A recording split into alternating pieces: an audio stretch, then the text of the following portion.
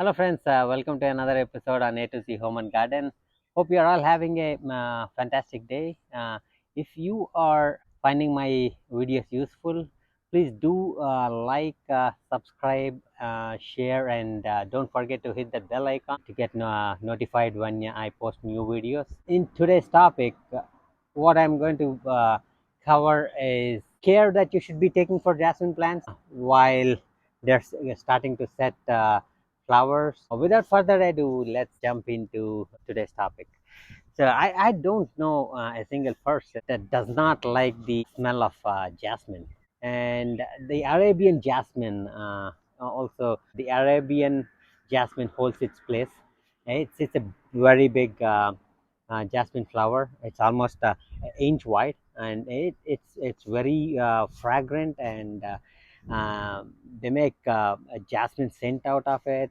So this patch of jasmine plants that I planted in ground, they die every winter, and in the spring, what I do is I do some cleanup, cut off all the dead shoots, and they shoot right back. I have also uh, made a video on the spring care that you need to give your jasmine plants in ground, and if you haven't seen that video, I'm going to post that video link in the description, so you might want to watch that.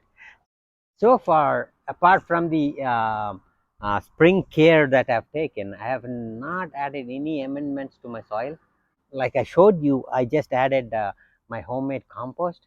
I did a good cleanup, and that's all I did up until now.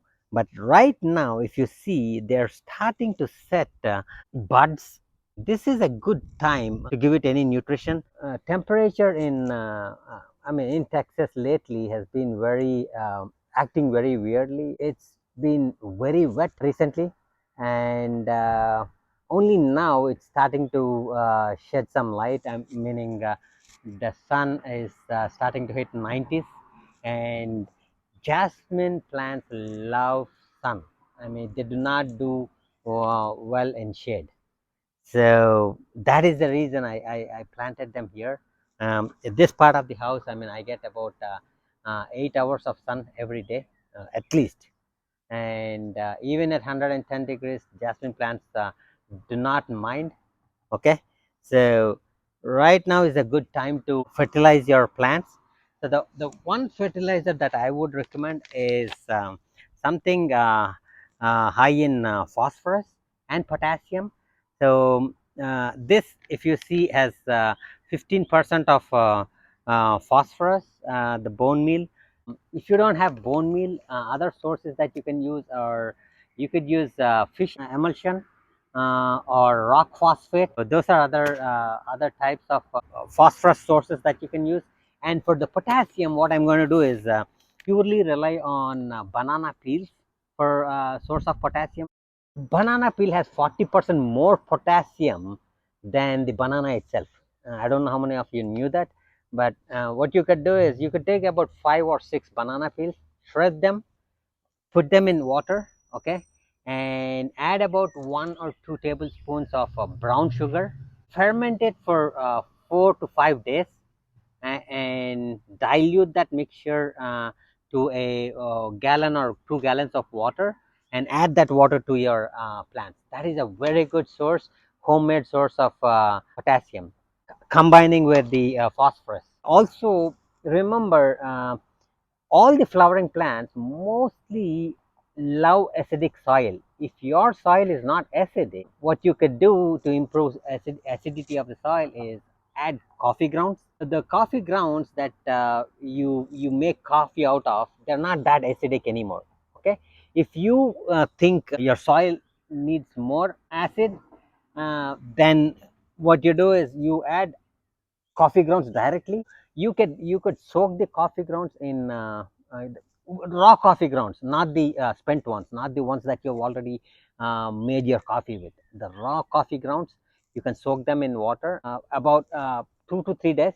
Dilute that water, okay, and add it to your plant. Or you could, what you could do is you could also add instant coffee, 1 tablespoon of this instant coffee to 1 gallon of water, or 2 tablespoons to 1 gallon of water, and water your plants, and that would acidify the soil a bit.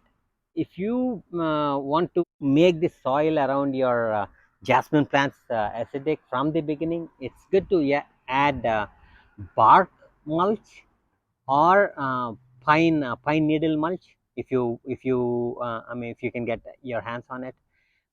So the pine needle mulch is very acidic, and it helps with flowering plants like azalea or jasmine or all the flowering plants. Since I don't have any of those, so what I am going to do is I'm going to add coffee powder and coffee grounds to make it acidic around the plant base. I take about a tablespoon of this, and don't overdo this. Okay, it's easy. I mean, people think if you overdo the fertilizer, it's going to provide more blooms or something like that. No, it's not. What it's going to do in turn is it's going to increase the salt content in the soil, and it's going to do more harm than good. So be very cautious when you do this. Okay, so all I do is I take about a tablespoon of this stuff, the bone meal. Use your cultivator here and scratch a, oh, whoa. That's an earthworm there. Okay, leave it there. Okay, scratch the surface a bit around the roots, and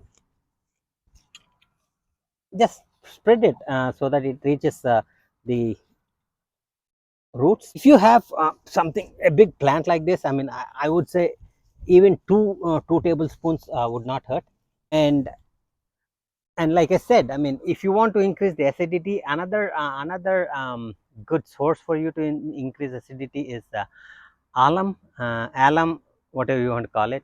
It's aluminum sulfate, and it's not a fertilizer at all. It's a soil amendment that increases the acidity of your soil. You want to take 1 tablespoon of crushed alum per gallon and water your plants, and that increases the acidity, and that also increases flower production.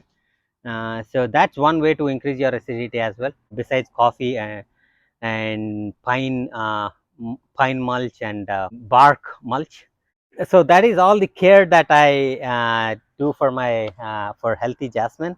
If you are finding my videos helpful, please do subscribe, share, and hit the bell icon so you don't miss any other videos that I post. I will catch you in the next video, and thank you all for your support.